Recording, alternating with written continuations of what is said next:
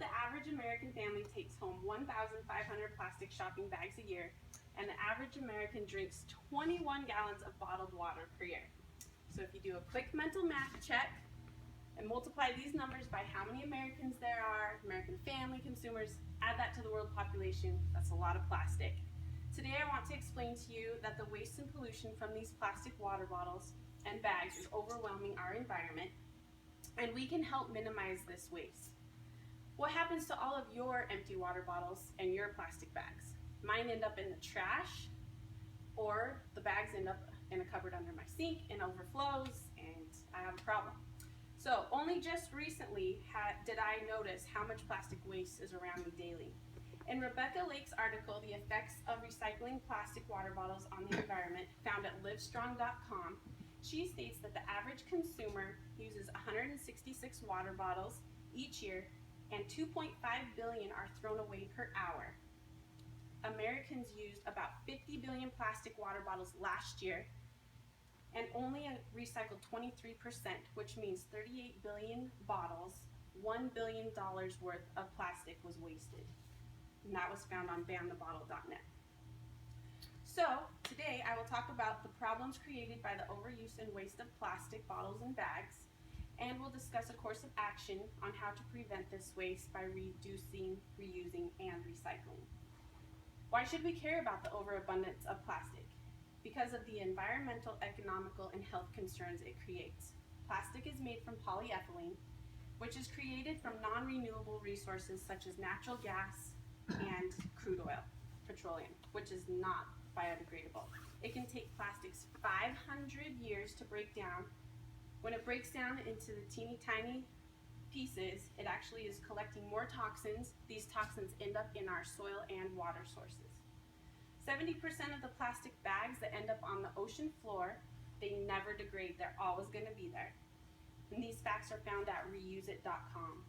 Making the bottles to meet America's demand for bottled water uses more than 17 million barrels of crude oil annually and is enough to fuel 1.3 million cars a year. So let's take a look at a visual mentioned by Megan McWilliams in her article, Why Should We Care? Recycle Your Plastic Bottles, found on thedailyrecord.com. This bottle is filled a little more than a third of the way. It's supposed to be about a quarter of the way full, and that's oil. That's how much oil it takes to produce this one bottle. There goes one of our precious renewable resources.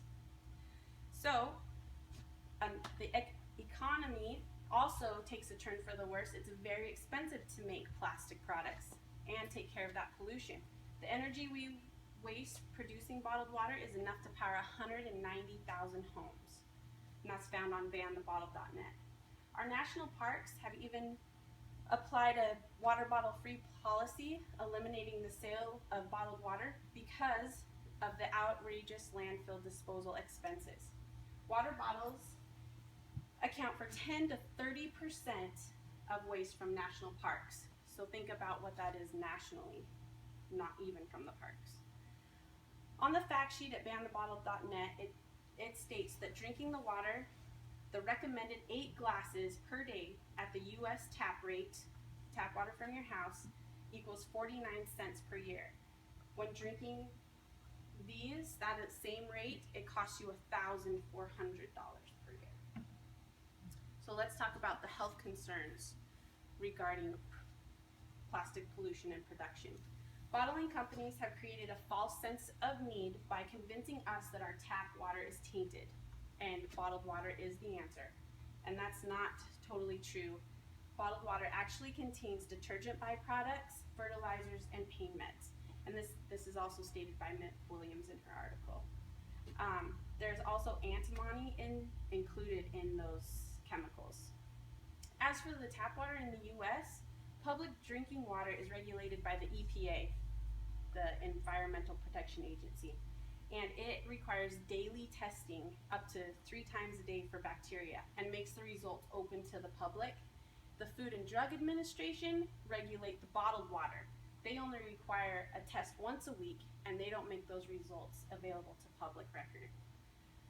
So now that you're aware of a few problems that plastic production and pollution has created, let's move on to a course of action on how we can minimize this plastic waste by reducing, reusing, and recycling.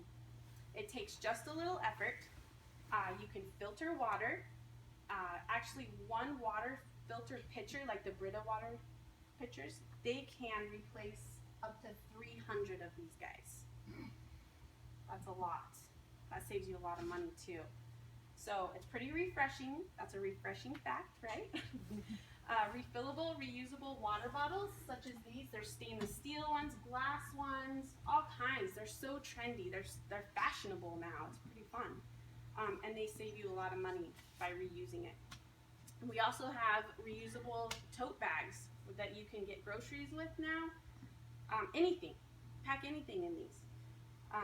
Speaking of reusing those plastic grocery bags, you can use those for shopping as well. Wastebasket liners, doggy doo pickup bags, creative crafts. I've seen people actually crochet those plastic bags into something useful. It's kind of cool.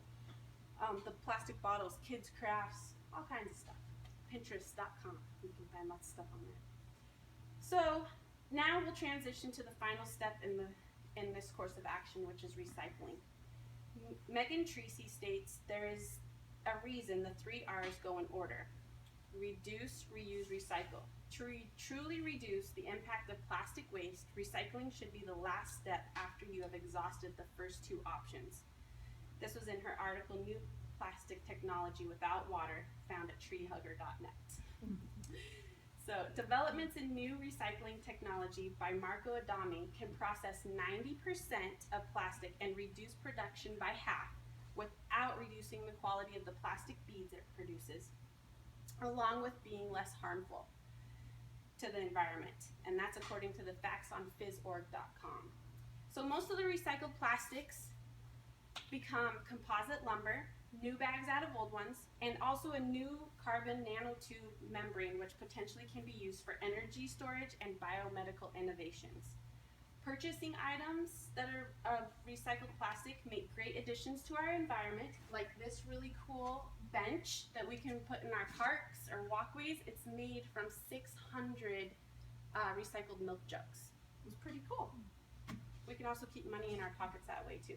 So today I've given you a lot of information regarding plastic waste and ways we can control it. The environmental, economical, and health concerns from this waste is a concern. It can be hazardous to us, and how reducing, reusing, recycling helps keep our environment clean, safe, and healthy. One fact not discussed is plastic is never going away. Our society depends on it every day, daily. So what we can do is just help control it. And to get you started, I'm going to provide you with a reusable tote bag that will eliminate hundreds of plastic bags every time you use it. Thank you.